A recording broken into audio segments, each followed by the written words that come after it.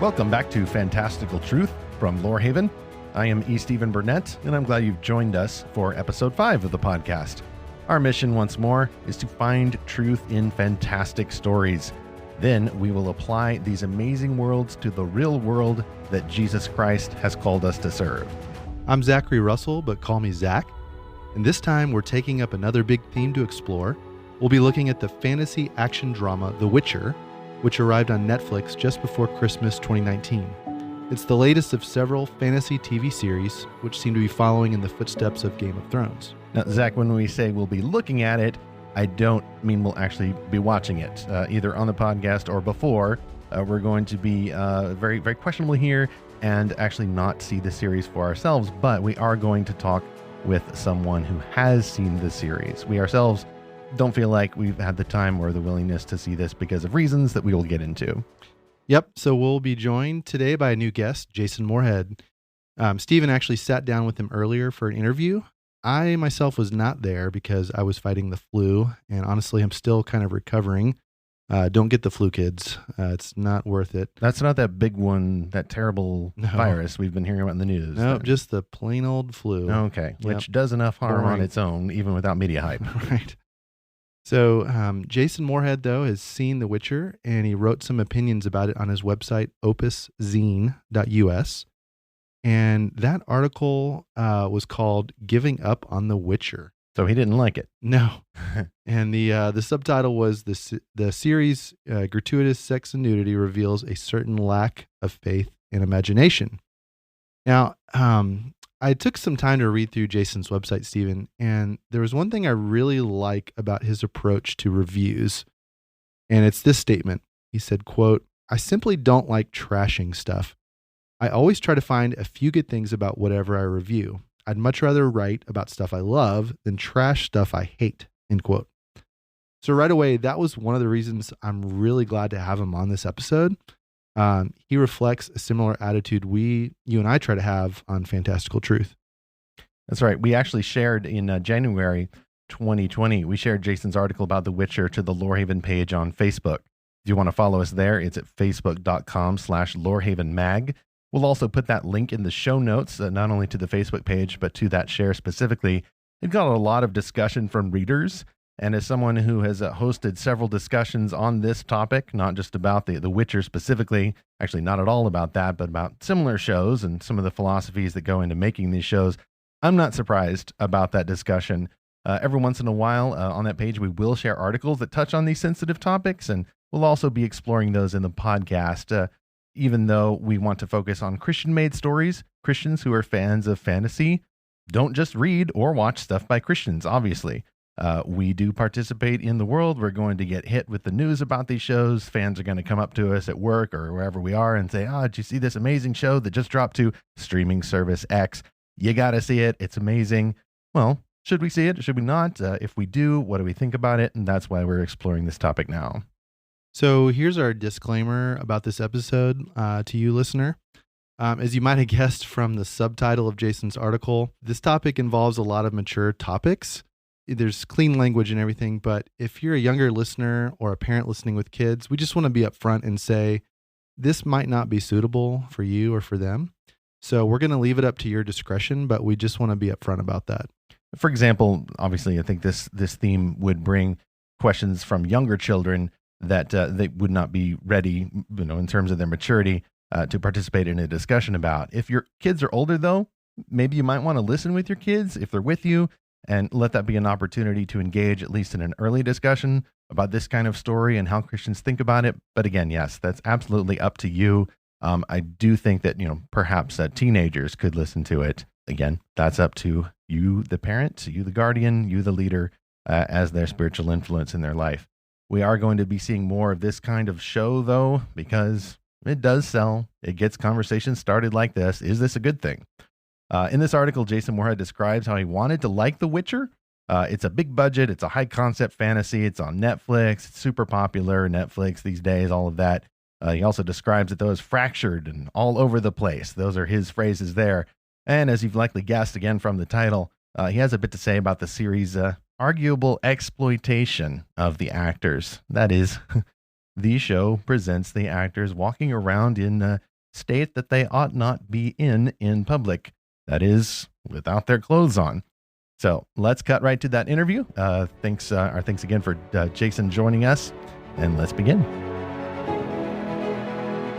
Jason, thank you so much for joining us on Fantastical Truth. Thanks for having me. Well, thanks for writing this article as well. It is at, again, OpusZine.us. Briefly, can you just describe a bit of your ministry with OpusZine, what sorts of things you write about, how long you've been doing it, all that good stuff? Sure. So I am a pop culture nerd, movies, music, anime, manga, comic books. And Opus is really, I've been writing online in one form or another for about 23 years now.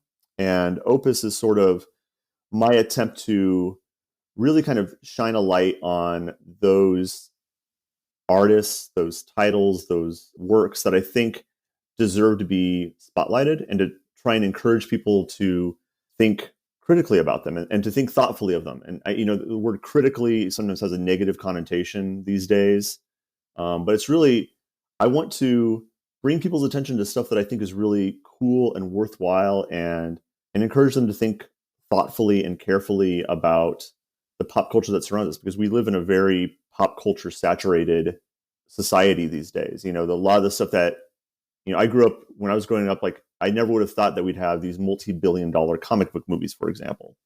And so much of what was considered to be nerdy and geeky is now a massive part of our pop culture landscape. And The Witcher is a perfect example, because if you would have told me even like 10 years ago that, hey, we're going to be seeing these high concept epic fantasy series, left and right, I don't know if I would have believed you necessarily. And yet here we are. We have The Witcher.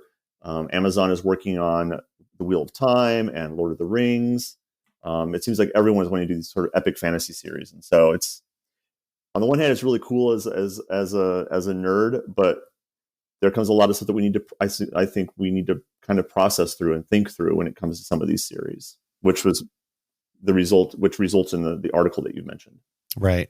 Which again, titled "Giving Up on The Witcher." So kind of telegraphing there your overall response to it, not uniformly positive. Right. We will say, by the way, of course, wanting to find the goodness, the truth, and the beauty in examples of popular culture that reflect man's at best mixed up nature, because God has put still a lot of himself, his common graces in the world. We're going to be positive where we can, but it's also our job as Christians to be a little bit prophetic, which can come across as condemning sometimes. So we're going to be as gracious as possible, but we also will be very direct in exploring this. Jason and I, by the way, also have worked at the website christandpopculture.com, where we do a lot of these kinds of articles.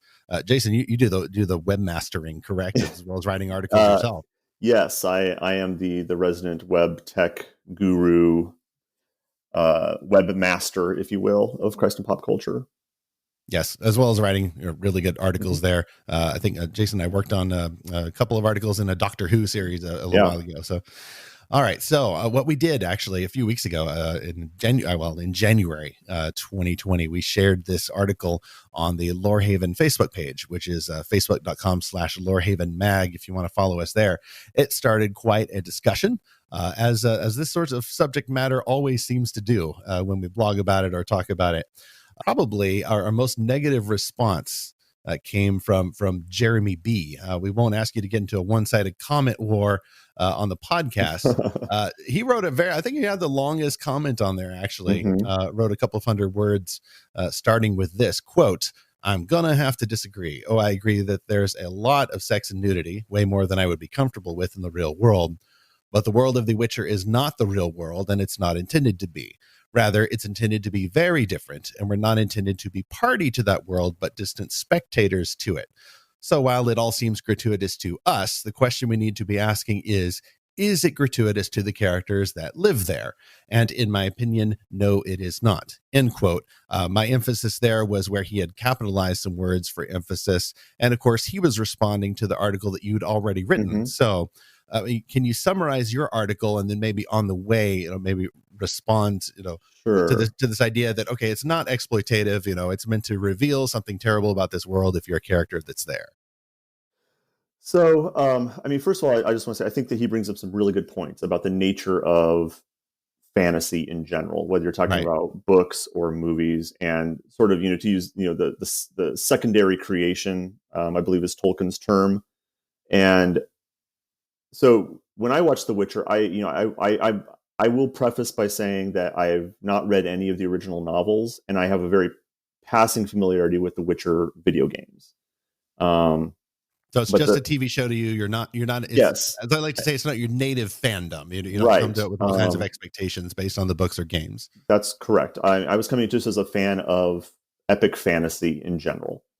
And so, I'd done some research on the series before, to kind of familiarize myself with the world and with the mythology of The Witcher, just so I wasn't going in completely blind. I'm a big fan of doing your research on stuff that you're going to watch, so that you can set your expectations correctly and not right. walk away going, "Well, that wasn't what I expected at all." Well, Right. had wrong expectations. And so I started watching it, and there are a couple of things about it that, it's clear that Netflix is pouring a lot of money into it. It's very well made.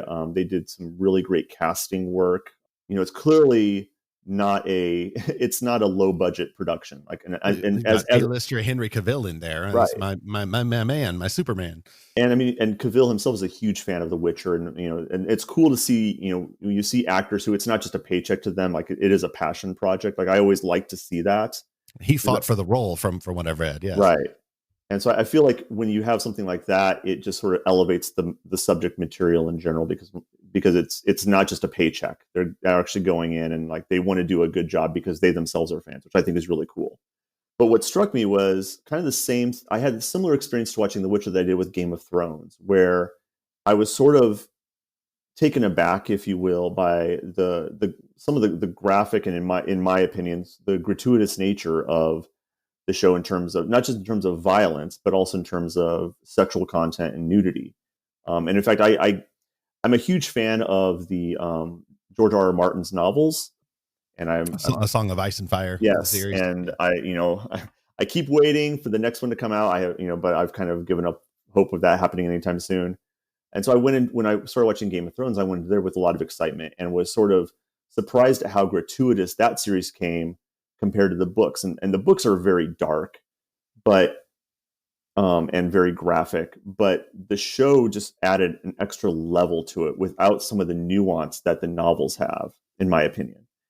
And watching The Witcher, I had sort of a similar experience of like, this just feels really unnecessary. I get that it's a brutal, cold, violent world. I get that The Witcher himself is sort of this ostracized individual who doesn't really have a place in society. He's a fearsome warrior. He gets mixed up in, he's a monster hunter. So there's going to be a lot of dark subject matter, and which was not a deal breaker at all. But when it came to the sex and nudity, I was just watching it and just thinking, this just feels really unnecessary to me. And so to speak to Jeremy's comment, I think that he makes some very good points in that we need to, first of all, take into consideration the world that we're watching, and the rules, if you will, that govern that world. And and that this goes all the way back to Tolkien. This was a huge thing for Tolkien, and that's why his works are so amazing, is because he spent so much time on figuring out the rules of his mythology and making sure that it was consistent and deep and thoughtful. And I certainly think that The Witcher had aspects of that, and when it was doing that, when it was building the mythology of the different races and the different the politics of the area, like I found that stuff really fascinating. The fact of the matter is, Jeremy says, it all seems gratuitous to us, but the question we need to be asking is it gratuitous to the characters that live there? And that's a very good point to raise, and I love that sort of discussion. But at the end of the day, we are the ones who are watching it. Right. And It's not the show going on in an enclosed bubble universe. Yeah, we are invited in. We are invited in, and we have to determine for ourselves, is this a world that I want to, even if it is internally consistent, even if it is, for lack of a better term, realistic and believable to in terms of the characters and believable to the characters that live in it. The fact that at the end of the day, we are still the ones who are watching it. We may be, even if we're distant spectators, we're still spectators, and we are not. I'm not a huge fan of this idea that we can watch something and not be changed by it. Right. Well, that's the power of story. I That's mean, the exactly. whole idea is that stories can change you for And good or that's ill or mixed. Yes. and that's I mean that's the beautiful thing about stories. That's we want to watch stories, whether it's on a TV show or a movie or in a book, because we do want it to change us. I mean, that's what is so great about, especially fantasy and sci-fi stories, is that they literally take us to another world that we can exist in. And so at the end of the day, the question for me is this a world that I benefit from existing in? If I can put it that way. And this is where I think that faithful Christians can certainly come down on different sides of the argument. And for me, as much as I admire aspects of the story and as admirable as it is in some ways, as a matter of conscience, I don't think I can live here anymore, to put it that way. Right. Certainly, I would never in a million years question another Christian's faith who said, you know what, I can live here. I do enjoy this story. I do find value. I want to hear that because I find that interesting. If someone says, you know what, yeah, the story, like there was a lot of nudity in here, but I found these aspects redemptive, in the character of, in the character of Yennefer or the character of the Witcher himself. I want to know, even if I may end up ultimately disagreeing, I still find that fascinating because I want to hear. I do enjoy hearing people's takes on it, but at the end of the day, it is a judgment call that I have to make for my own benefit, if you will. And I think that's what I was trying to get at with the article. Is here's where I stand. The other thing I found troubling, and I think one of the other things we can talk about is when it comes to sex and nudity, one of the questions that I've been asking myself more and more is, what impact does this have on the people who are making the stuff that we're watching? Right. It's not just enough for me to think, oh, that was a really cool story, I enjoyed it. But just as I've heard more and more stories, and certainly with like the whole Me Too movement and Harvey Weinstein, and I found myself asking more and more, what effect does this have on the people who are making it, both in front of the camera and behind the camera? And that was another thing that was raised during this, because I've heard, you read articles by like Emilia Clarke, who played Daenerys on Game of Thrones, and how some of the experiences she had doing her nude scenes and how troubling and difficult those were, which kind of just further soured me on the Game of Thrones series in general. Right. Well, she's been very honest, where she was in an interview recently. We'll link to that in the show notes as well, where she was saying, when she goes to conventions or people will see her out in public, and generally they're very polite and they react, because they're fans of the show, she says, but she was very direct, and she said she'll just be struck by the realization, oh my goodness, you've seen me undressed, like everything. Everything, because she's a real person. This is not computer generated imagery. These are people made in God's image and who have dignity.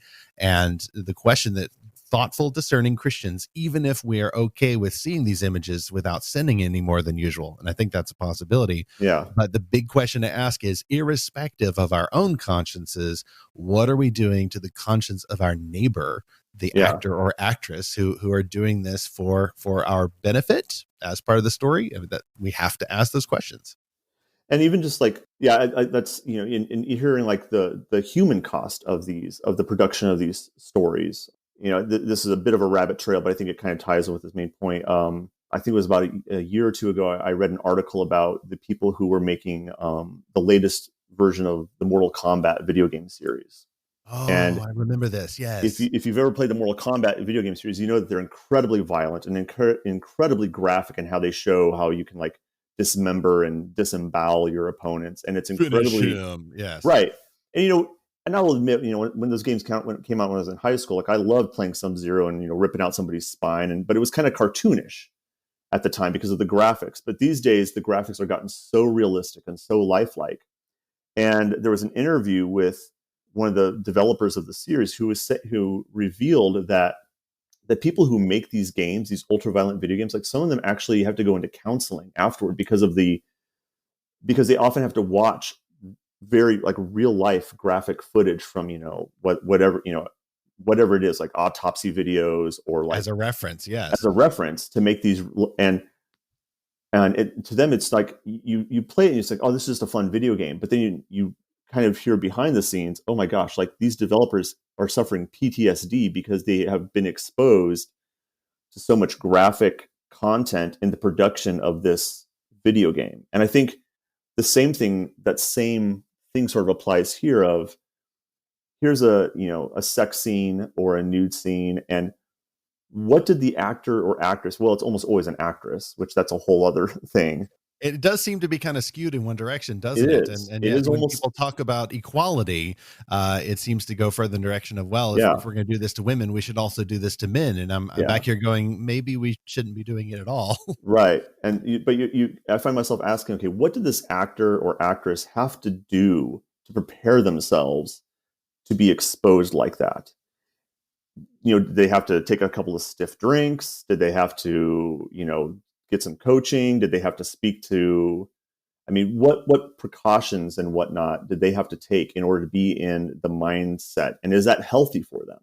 I believe that for the first Deadpool movie, the two stars of that movie had to take a lot of tequila before they filmed a rather lewd Yeah. scene. I've not seen the movie, but I did read this article, and it does seem to be a lot of alcohol being used to loosen people up themselves, and a little too much liquid courage. Now I can understand if you've got a big board meeting coming up and you're very nervous, maybe trying to loosen yourself up. I could understand that reasoning anyway, irrespective of how you as a Christian feel about alcohol.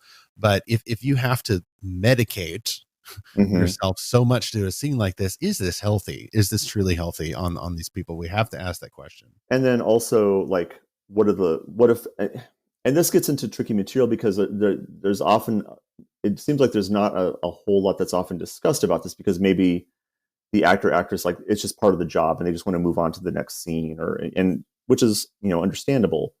But like, you have to wonder, in the case of like Emilia Clarke, how many roles has she been offered where it's like, oh, you've appeared nude in Game of Thrones, so you must be totally fine with nudity. Here's like a really sexually graphic role. The expectation, what does that do to an actor or actress who has done these kinds of roles? Like, what does that do for them as a professional, not just as in their personal life? I mean, these are all the questions that I think that we don't. They may seem really abstract, and obviously we can go down some crazy rabbit trails with them. But I think there are questions that are worth asking in this day and age, especially given that we live in such it is no longer just niche. I mean, Game of Thrones was such a huge popular success. It crossed all sorts of, it wasn't just a nerdy series, like it had been crossed into all kinds of audiences and markets. And as this stuff becomes more pervasive, more popular, I think these are questions that we, not just Christians, but just general consumers of pop culture, I think these are things that we should be asking ourselves. What is the human cost of these series? Not just how does it affect my conscience for good or bad, not just what kind of influences it have on me individually. Does it cause me to lust? Does it cause me to objectify women more in my own personal life? Or am I just blasé to it, which may be problematic in and of itself? Right. But from a broader perspective, what's the human cost for the people who are making these things? How does it affect them? And if it affects them in a negative way, by watching it, am I to what extent am I becoming complicit in that? Right. That's the big question there is, and I mean, of course, Christians have responded in very poor ways when they think that my entertainment dollars are going to support, bad things. Like, okay, you can take that too far, but let's at least start asking the questions. And then, especially in an age of streaming media, Right. where they can literally tell which scenes you're fast forwarding through and Right. which ones you're lingering on. And in theory, you could actually do a soft boycott and still watch the show, is a little theory I've had, because, if you say in the old days, if you went to see a movie that had 95 minutes of normal action movie stuff, and then, 30 seconds of a scene that maybe you shouldn't have watched, the producers had no way of knowing whether you were going there for Right. the robots or for the person getting undressed. Right. And they kind of had to take a guess there. So you actually, in your article, you asked about the nude moments, and we'll go back to the conscience issues in our feedback in a bit. You asked, quote, how are we to take it? Proof that society on the continent is callous and depraved, a little R-rated fun for consenting adults, a softcore appeal to the pervert side of the audience, end quote. And that phrase, pervert side of the audience, you link to an article with a now infamous quote from Game of Thrones episode director Neil Marshall, who said there was an executive producer that came to him and said, hey, quote, I represent the pervert side of the audience, okay, end quote. And he said, hey, you can go full frontal, you can do whatever you want. Right. And that's where maybe I want to answer your question with, okay, is it for this? Is it for this? Or for this? My answer there, and feedback on my answer there. My answer there is yes.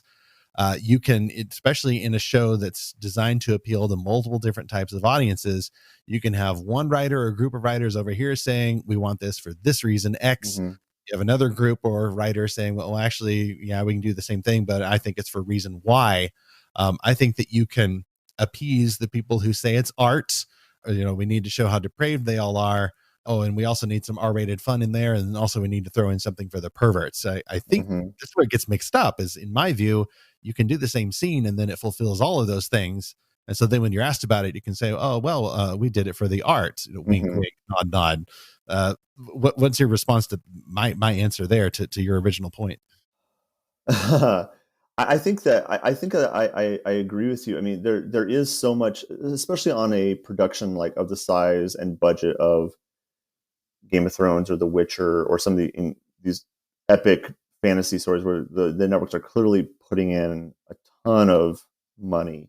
There are a lot of voices in the room that are dictating what is there. You've got the writers, you've got the showrunners, you've got the directors, you've got the producers, and certainly the networks, they want to recoup their costs. They want to recoup their expenses. And so I'm not at all surprised that you've got producers who represent the quote pervert side of the audience.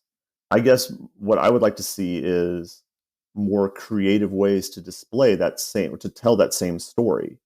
And this is something I bring up in my article of, like, it seems like oftentimes sex and nudity they're just shorthand ways of saying, hey, this society is really messed up.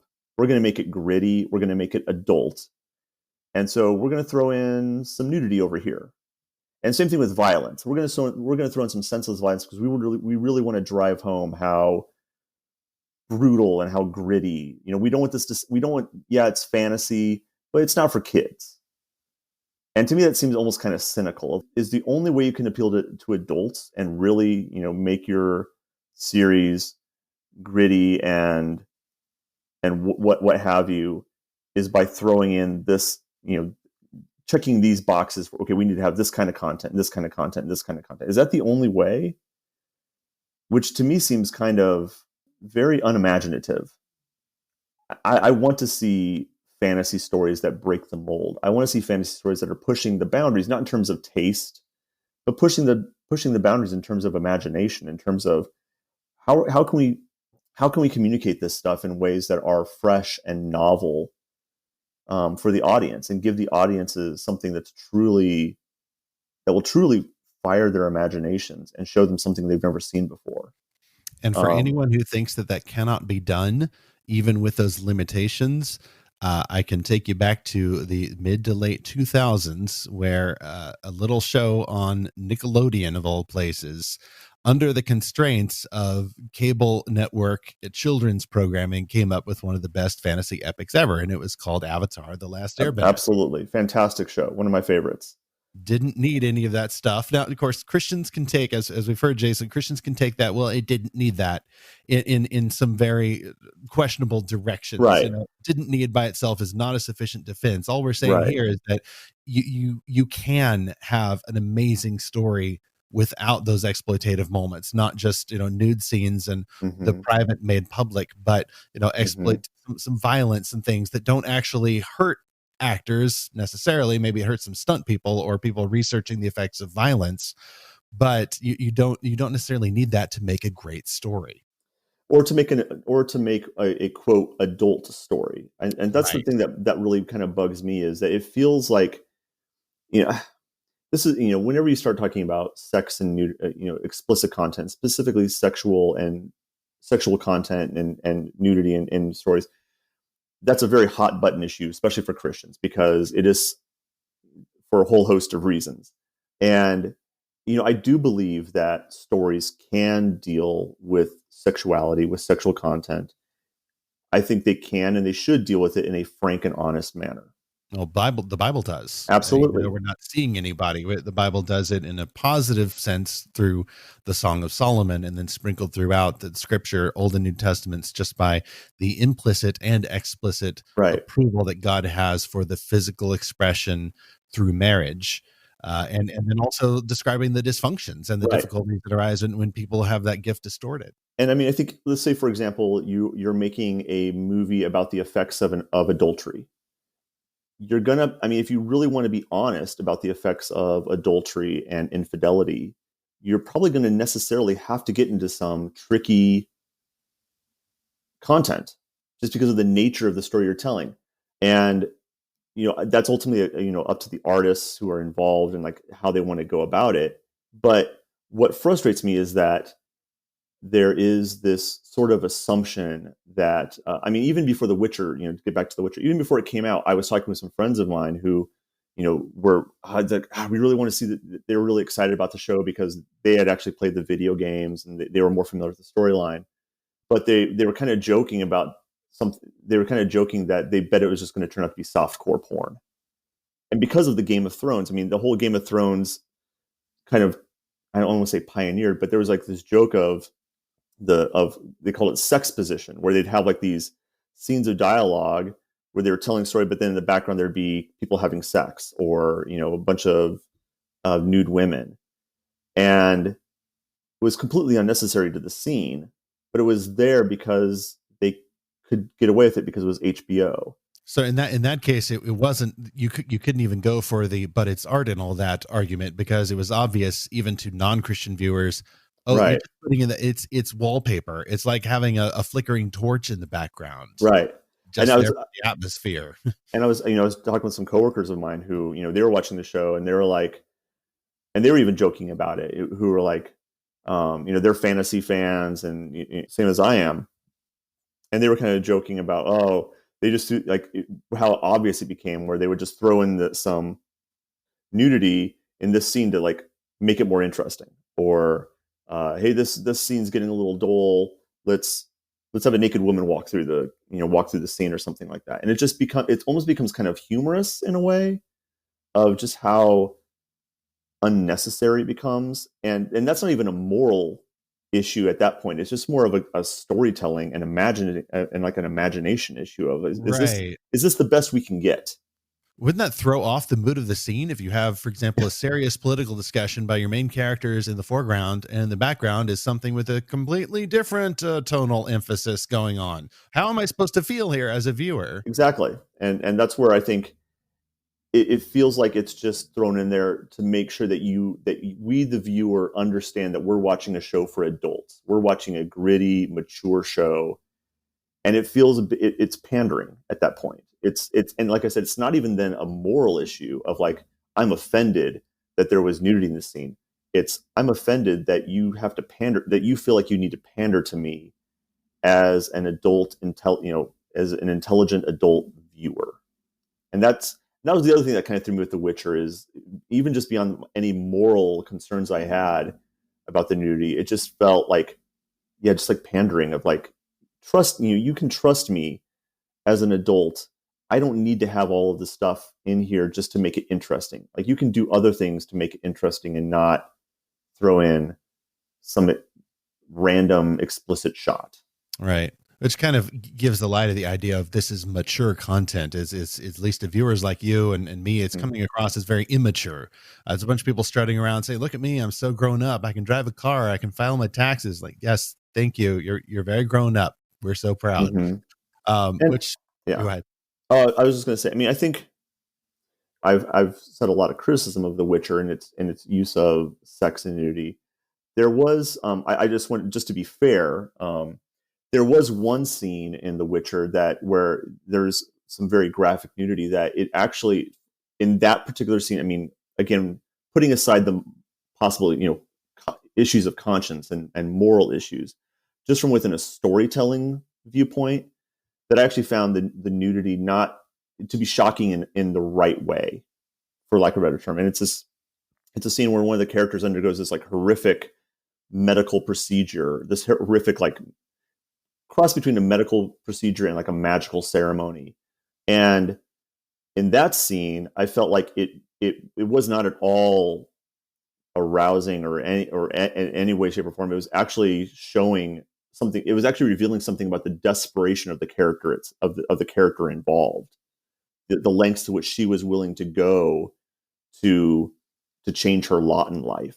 And I found that, like, again, putting aside any moral issues I had, like that was an instance where I felt like the nudity actually did serve a storytelling, serve a bit of more of a storytelling purpose. That wasn't just literally, wallpaper. It was actually, and it was, I would imagine that scene was very difficult for the actress involved. And so I don't want to downplay that at all, but from a storytelling perspective, it actually, I felt, drove home the point of that particular scene. Right. At least there's a case to be made. There's a case to be made there on the side of but it's art, and we need this because it's art. Like, okay, there's at least a better case to be made there than there is if you have just a room full of people walking around with their clothes on, or sex position moments like Game of Thrones.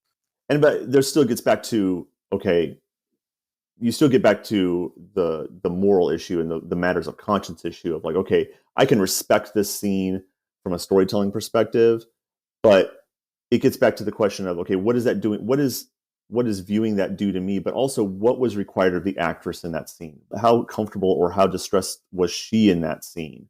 What did she have to go through psychologically, mentally, to prepare herself for that sort of scene? And again, is it worth it for me to watch that scene knowing that? Am I complicit? And that gets back to the whole issue of complicitness. Exactly. Well, you have, understanding that although this is art, this is creativity, which creativity itself reflects the soul of God, our creator, but it also reflects the sin-stained soul of man, who is not just the creator, but also often exploiter. Right. In this case, you have a system of creativity, call it Hollywood as a colloquialism, or just the idea of movie making, show filming. There are a lot of people in there who are very powerful humans. We've talked before about Harvey Weinstein, who, as we record this, he's actually on trial for exploiting or being accused of exploiting actresses who were starting out in their careers, or else needing to curry favor with the power players, and he himself, a very powerful executive, taking advantage of these people both on camera and off camera. And he's not the only one, and we wouldn't want to point fingers or name a lot of names, especially if they have not been accused in a court of law. But this does happen, regardless of whether the producer is male or female. But right now, most producers and, decision makers are male. And even if someone signs a contract saying, yes, I agree to do these scenes, could it be a bounded choice?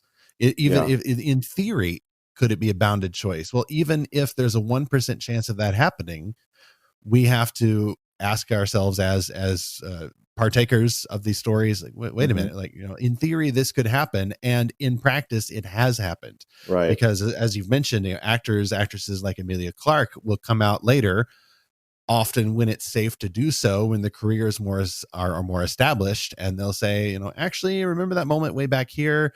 Well, here's what was kind of actually going on. And even then I can't help but wonder if they're being a little guarded. So I'm wondering, okay, what aren't you saying? Because what you are saying sounds pretty bad.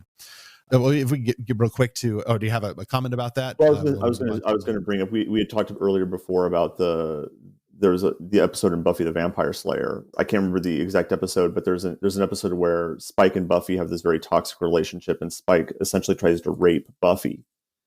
And you go back and you read interviews with James Marsters, who played Spike in the series, and he talks about how traumatic that scene was for him. And he talks about, like, basically it was like one of the worst experiences of his life. And, basically, like, talks about how he was like curled up in a fetal position between takes because he found it so traumatic to do that to another person. It was just acting. Obviously, it was pure fantasy, but he was the one who's being forced to do this. And he talks about how he became afraid during that particular season. It got so dark that he even became afraid to read. He became afraid to read the scripts.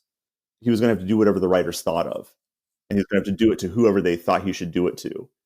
And you read things like that, and I think if you have, it gets back to that complicit issue. It gets back to that being concerned about our neighbor and thinking, okay, I'm watching this and I'm enjoying this series, but what was the human cost in this scene? This really powerful, traumatic, disturbing scene, and it may have been a necessary scene from the storytelling perspective and a necessary scene for the characters. But what about the the actors and actresses and whatnot who are involved in doing that? What did it require of them? And is it worth it? Once I know that, is it still worth it for me to find any sort of enjoyment or respect or appreciation for that scene, whatever it might be? Well, even in a lower key example, even in a story that isn't based on that kind of darkness or exploring the themes of what happens when one human being abuses their power and tries to exert their will over another human being, which is what assault is. It's not foremost a distortion of sex, although that's included, but assault is a twisting of power. It's an abuse of power over another person. But even in the science fiction movie Passengers, there was Jennifer Lawrence and Chris Pratt starred in that, and they had a love scene as part of their characters' journey in this movie on board a generational spaceship. Jennifer Lawrence afterwards spoke fairly openly, it seemed, about how, my words, not hers, she had conscience problems because Chris Pratt was married, right? And she had not done that before, and she spoke in terms of, this really bothered my conscience because I have to kiss this man. How does he feel about that? How does his wife feel about that? Right. And she spoke in terms of, this is part of my journey as an actor, and seemed to say in so many words, I got over it. This is what you have to do. But there is no assault in the story. The actors weren't having to get in the headspace of pretending like they were assaulting someone else. This was totally consensual in the story. But it was still really bothered her. And so even if one actor kisses another, some Christian actors go to great lengths to avoid this. Kirk Cameron, he of Christian movie fame, will not kiss any other actress on screen. They actually put his wife in silhouette at the end of Fireproof, so he didn't have to kiss the actress playing his on-screen wife. So, that's one solution, but that may be something that Christian theatrical performers or actors could share with us. How have you gotten around this? Because we want to respect their consciences as well as the consciences of the viewers, such as Andy S., who commented on the Facebook share of your article. He agreed with you. He said, quote, "Spot on. I made it to the beginning of episode 3, that is of The Witcher, before I got creeped out by the serious and adult imagery. It looked less adult and more like something I would have come up with when I was 14. I'm genuinely resentful of this idea that any story with swords also has to show female nudity. Yes, Game of Thrones was successful. So was Lord of the Rings. Show some imagination," end quote. Which goes to your point earlier about how, this is not necessarily mature content. It comes across, or I think it should come across, as a distortion of maturity. You don't need this to show an adult story with gray areas. I think maybe some viewers, some people, in my opinion, can associate those things with maturity, but that's not so.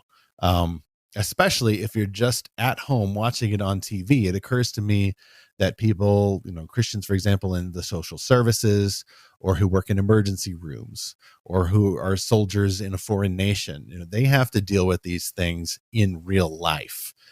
You're just watching it on TV. Like, maybe for us, this is kind of a play acting maturity.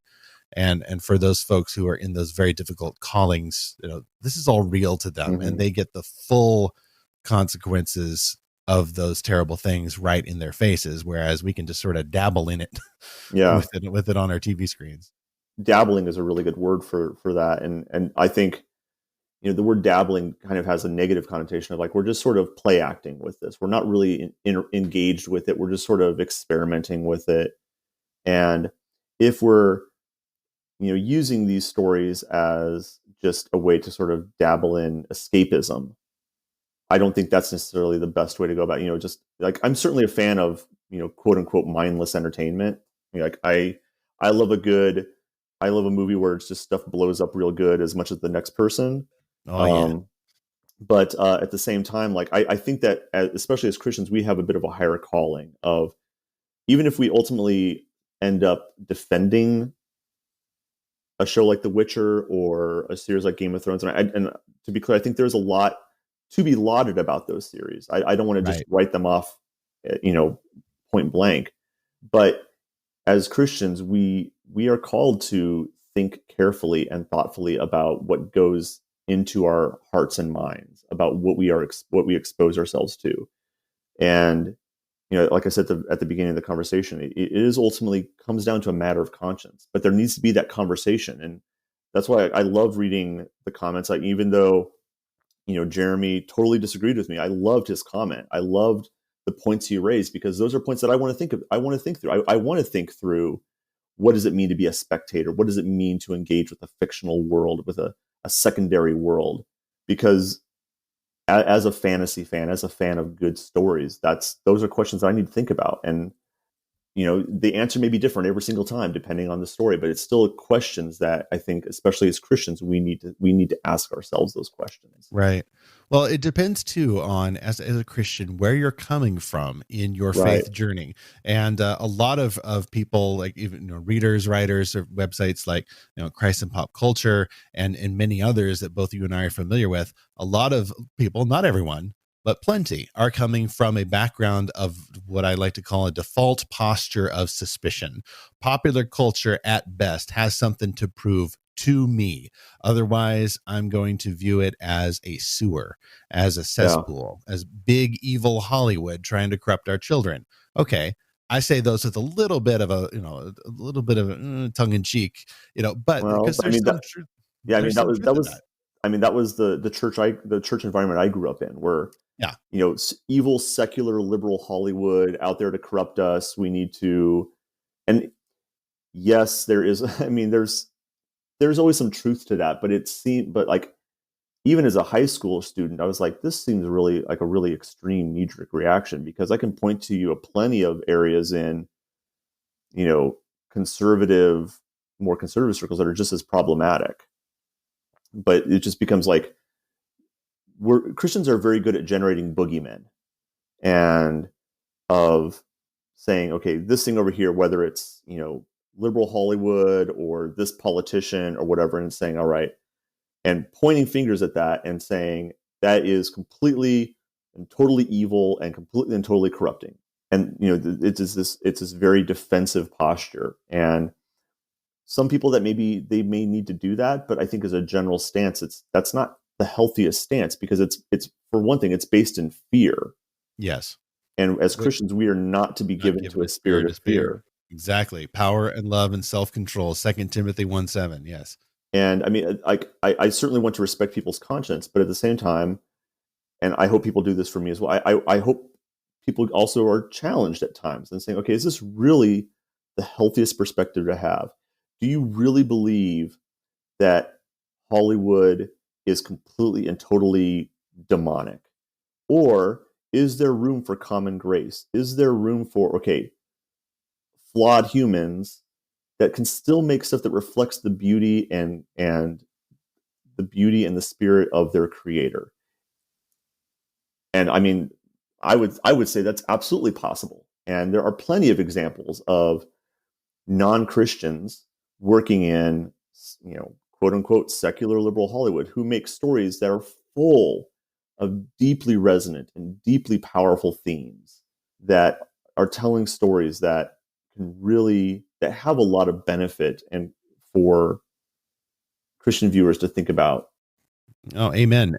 As we as Christians are moving from, maybe that inherited view that, well, popular culture is presumed evil or at best frivolous, Mm-hmm. and with something to prove, we might then arrive at a stage where we are emphasizing only the good Right. that is in popular culture, which I view as an inevitable stage of development, and I think I'm kind of seeming to come out of that myself, where I'm, especially in this podcast, for Fantastical Truth, we want to emphasize the good stories, particularly that we can find from Christian writers, not because they're always the best, but just because they can be very good, and we want to emphasize the good ones. But we can get stuck in that stage of development and only be talking about the good stuff. And then we are missing the need to call out, the idols or even the difficulties of making these kinds of stories. Surely we can walk and chew gum at the same time. And so I would encourage anybody who's, came from a more conservative or traditionalist, big Hollywood is evil type environment, and is now maybe tempted to go into a perspective of, well, popular culture is actually presumed good, and it's the church back home that I'm going to suspect all the time. I would urge people who are thinking that, hey, we're glad you're here, but keep going. The world is way more complicated. Sometimes big Hollywood actually is pretty terrible, and the church back home might have some redemptive value to it, even though they can be really annoying sometimes. I mean, there absolutely has to be a tension there. There's absolutely a tension, and how that tension plays out in the lives of individual believers is going to be different from person to person. I mean, that's why, I love what we're doing here, and I love the discussions. There's absolutely needs to be conversation about it, because I'm, rather than just putting up fences and saying my position is 100% totally irrevocably right, there needs to be the understanding that there is a tension here, and it's going to look different for every single believer. And it is actually a good thing to hear what other people and other Christians have to say about this. Even though I may still end up disagreeing with them, hearing their arguments and their convictions can help mine. It challenges me, and it helps me grow. It's the whole iron sharpening iron sort of thing. I want to hear conflicting viewpoints, and some of them I might think, okay, I've heard your viewpoint, I actually still think that's pretty silly. Others might be like, okay, that's actually a really good point. I need to think about that some more. I thought I had it all figured out, and now that I've heard you raise that issue, I need to go back and chew on this a little bit more. And I may still end up sticking to my original point, or I might end up changing a little bit. I mean, that's just all part of growth and maturing as human beings and as Christians. We don't want to stay static and locked in our stances necessarily. No, amen. Fully agreed. As you've mentioned, there's a journey of a character in the show The Witcher called Yennefer, which has apparently been getting a lot of compliments. And of course, I was a little disappointed to hear that this was going on in the show, because I'm not one of those people who can, watch the show and then not think about those kinds of moments. It does bother my conscience. So there's my cards on the table. But nonetheless, my man Henry Cavill in there, apparently in suspension as Superman for however long that's going to last. # release the Snyder Cut. I was waiting for you to drop that. I was waiting for you to mention that. It's part of my brand there a little bit, but as you mentioned, it is a common grace that you have an actor who is not only, a decent actor and so disciplined physically, but also who's apparently a bit of a nerd as well. He's kind of a nerdy jock type chap. Love it. I love it. And to pursue the character of the Witcher and lobby for playing him, is a great grace, even amongst the darkness here and the exploitation and such, because it's not just a paycheck for him. And some could, even in an age of prestige streaming drama, some could view it as a step down. Wait a minute, dude, you're A-lister now. You were in DC movies and you were in Mission Impossible, as the villain, cocking his fists for the big restroom fight. Yeah. He's awesome. Yeah. So let's not forget the awesome, even while we are trying to speak prophetically about the not so awesome or the terrible, and also speak with sensitivity towards the different conscience issues that Christians face. It's important to realize that very rarely in my experience, I guess, I'll preface it by saying that in my experience, very rarely have I come across a movie or a TV show or a book that is 100% irredeemable. There are always going to be aspects of it that I'm like, and it may end up making me more disappointed, because I might find myself thinking, oh, I really wish they would have emphasized that more than what they did emphasize. I really wish they would have pursued this angle or this subject matter or this direction more. But I'm still grateful that I'm still excited by what was put in there. And there again, it goes back to that tension of, and that common grace introduces into all of this, of realizing, okay, I have to realize that I'm watching stuff made by flawed human beings who are still, nevertheless, as flawed as they are, that does nothing to mar the image of God that is in them. Like, they are still created in the image of God. They are still capable of creating powerful, imaginative, heroic, noble works that are still filtered through their human flaws. And it's the same with me, and that's a very I think that should be a very humbling thought when you are trying to think critically of this stuff. And as someone who writes a lot about, who's written tons of movie reviews and music reviews and whatnot, that's always the kind of the humility that I want to come from, of like, okay, this common grace has to be involved here. And I may still end up ultimately criticizing the work, which was happening in the case of The Witcher, but I fully understand why other faithful Christians might disagree with me and might find value in the series. And I want to hear those arguments. I want to hear that. I may still end up disagreeing with them, but I'm thankful to hear those other voices. Well, another benefit of that is that as people are having these conversations, not just Christians too, because I saw plenty of non-Christians kind of waking up about when Game of Thrones was, beginning its downward slide, and realizing, wait a minute, this is actually not advancing the story. This is kind of a one-trick pony here with the exploitative moments. Conversations like that, I would hope, would lead in a direction of helping to improve these stories. My co-host Zach Russell ended up not being able to make this interview, but his note on that is he said he was hoping that the creators of the upcoming adaptation of The Wheel of Time would take notice of these criticisms, because he said he really wants to watch that series. It's his favorite fantasy series ever, but he also really hopes it isn't all, quote, mature, end quote, content, designed to reassure the viewer that they're also very grown up and they get to watch naked people without the constraints of broadcast television.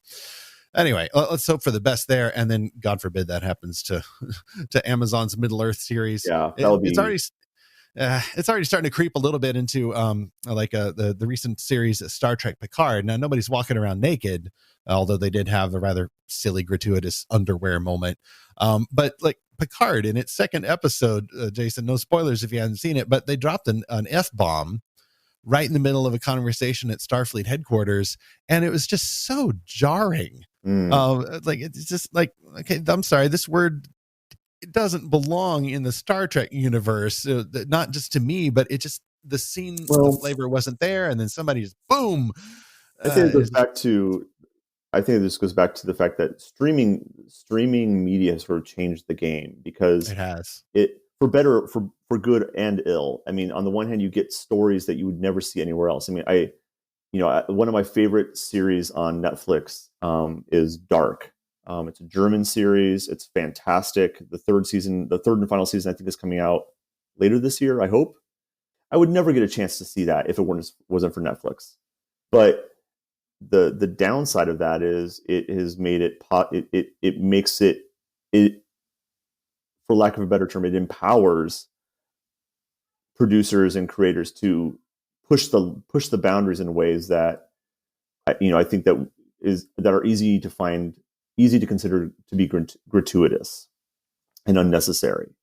And so it's a mixed bag, and like, it's going to make it even more necessary for us to ask the sort of questions that we've been talking about on this podcast, about what is the responsibility of us as viewers. We can no longer just say it's just mindless entertainment. We have to play a more active and thoughtful role in the pop culture that we are consuming, because it is so prevalent and it's so easy to access it, and there's so much of it, and it's even more tempting to just turn your brain off.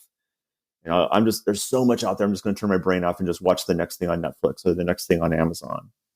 And I think that makes it even more necessary for for us as Christians to be more thoughtful and to really work through this and wrestle with it even more. Amen. Well, in closing now, I'm going to give us 2 plugs. The first is for my book. Actually, I'm the part 1 of 3 authors in a book that's coming out in May the 4th, actually, 2020, from New Growth Press with Ted Turneau and Jared Moore. The book is called The Pop Culture Parent, Helping Kids Engage Their World for Christ. We have a lot of material in there about just this topic of engaging popular culture, how we do that as gospel Christians, and particularly how we can not only identify the good, the true, and the beautiful in culture, but also the idols and the way that the gospel subverts and provides a better fulfilled promise to the good desires that humans can twist into idolatry. And of course, help to teach your kids to do the same. So I have to get in there, but we also need to encourage listeners that they need to find OpusZine on the web and look at those articles, look at those, what is it, anime reviews, music reviews. Give your pitch. I want people checking out. So yeah, it's primarily music and movie reviews. I also do a lot of stuff with anime. Asian cinema is another passion of mine. It's a pretty wide-ranging stuff, wide-ranging spectrum of content on there. And so, yeah, I'd love for people to check it out. You can follow me also on Twitter and Facebook. The links are there on my website. And I'd love to hear from people. I'd love to hear what they think. Jason, thanks so much for joining us. We'd love to hearing what you think, particularly because there's only so much time in the day. We can't all watch shows like this, and even if we can handle it conscience-wise, but this is what the body of Christ should do. As you were mentioning earlier, we have to talk with each other about these things. We have to take in mind our own weaknesses and concerns about stuff like this. And just when we have full-time jobs to do, taking care of our kids or working in an office or outside, we can't keep up with all of these shows. So that's why Christ gives us each other with all of our different gifts, to appreciate different genres, to know what the expectations should be, and to communicate with one another. So I'm just really grateful you're out there doing this, and here's to another 23 years running OpusZine. Thank you very much. All right. Well, let us know what you watch next.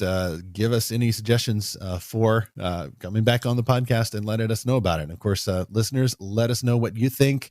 Did you watch The Witcher? What did you think of it?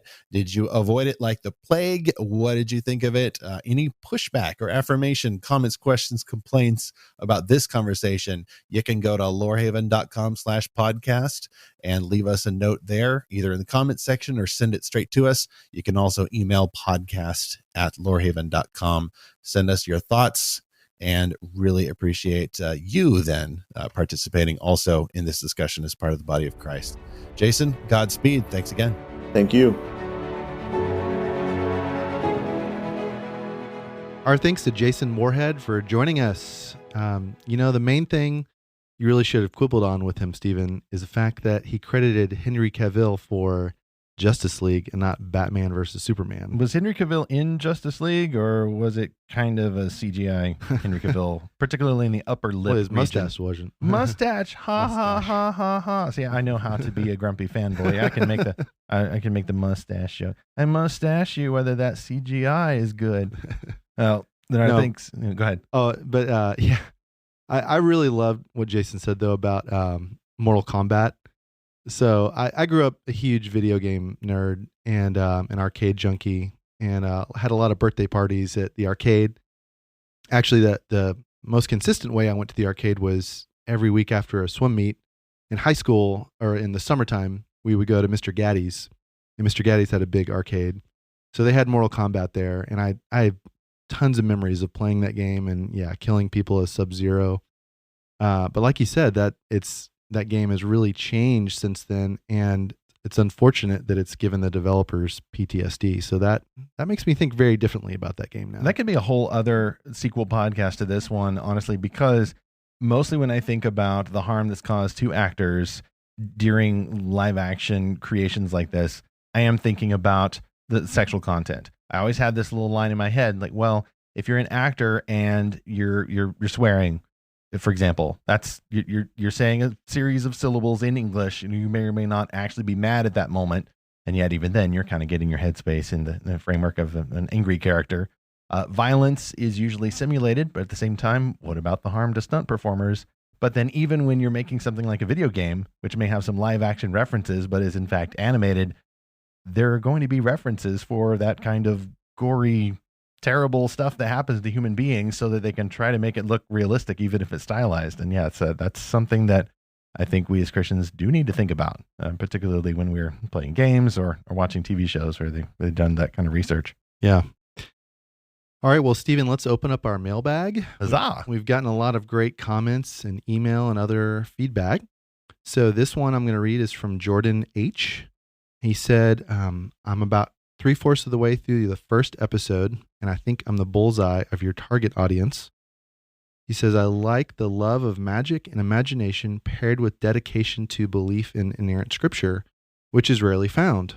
I definitely would love to hear y'all's theology of imagination. So that is definitely coming up, Jordan. So thank you for that kind comment, and look forward to a future episode about that. We'll definitely get to that future episode about a theology of imagination. I'm sure that'll be one of our shorter ones.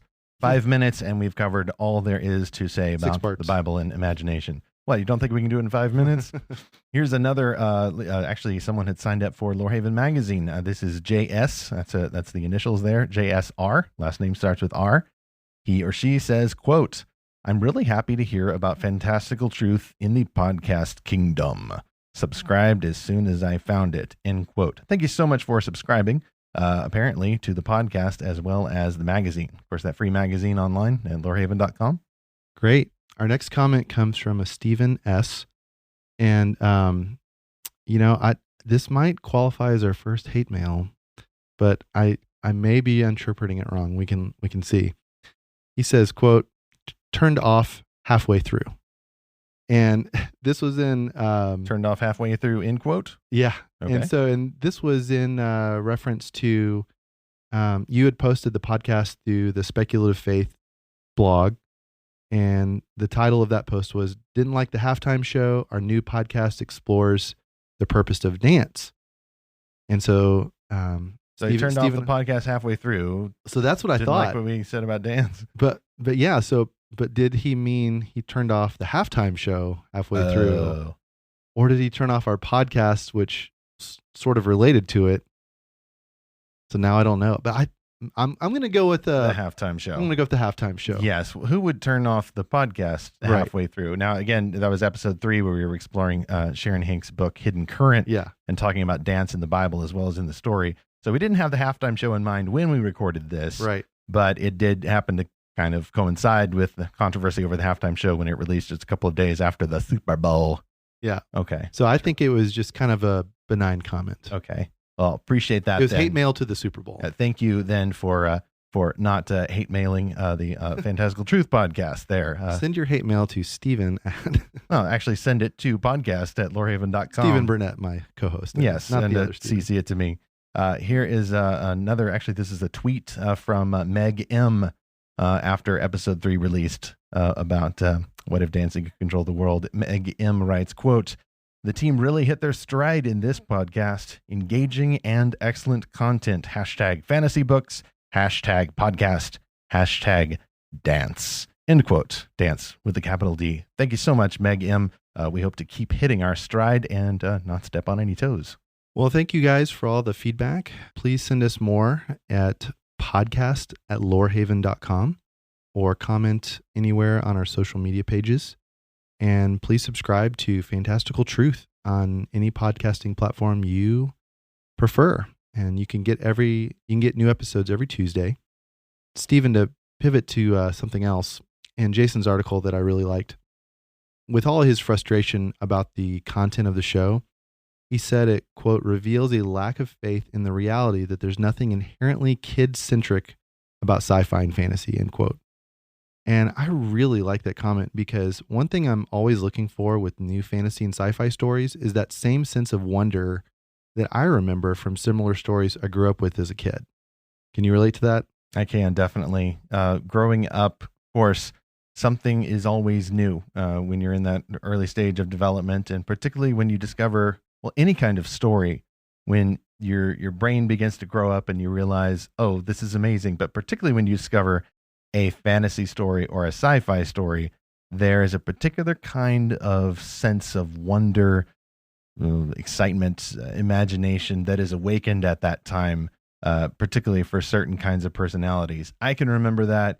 You can remember that. I'm sure many of our listeners can remember that. So in our next episode, that's what we will explore. We're just going to go over yours and our favorite fantasies that we remember from when we were kids. What kinds of fantasies got us started on this journey? Were they TV shows or books? In my case, a radio drama or two. The question we will ask is, how did you first discover fantastical stories? We hope you'll join us for that episode and continue to join us in this eternal mission to seek and find fantastical truth.